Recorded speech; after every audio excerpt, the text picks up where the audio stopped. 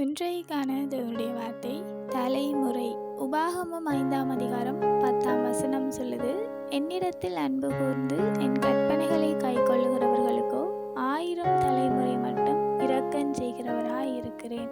அதாவது தேவனிடத்தில் அன்பு கூர்ந்து அவர் சொன்னதான கற்பனைகளை எல்லாம் கை கொண்டு அவருக்கு பிரியமாய் அவருக்கு கீழ்ப்படிந்து வாழுகிறவர்களுக்கு தேவன் அவர்களுடைய தலைமுறையாக இரக்கம் செய்கிறவராக இருக்கிறாராம். தேவன் இரக்க குணமுடையவராக இருக்கிறார். எந்த சந்தர்ப்பத்திலையும் தேவனை அண்டிக் கொள்ளுகிறவர்களுக்கு அவர் நியாயம் செய்கிறவராக இருக்கிறார், இரக்கம் செய்கிறவராக இருக்கிறார். ஆனால் இந்த வசனம் ஒரு அழகான வசனம்.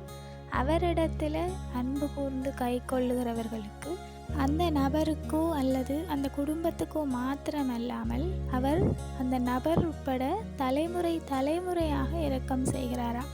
ஆக ஒருவர் தேவனை அறிந்து கொண்டால் அவர்களின் நிமித்தம் அவர்களுடைய தலைமுறை ஆசீர்வதிக்கப்படுகிறது.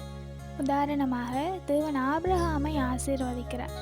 அதே போல ஆபிரகாமுடைய சந்ததிகளாக இருக்கிற எங்களையும் ஆபிரகாமின் நிமித்தம் தேவன் ஆசீர்வதித்திருக்கிறார்.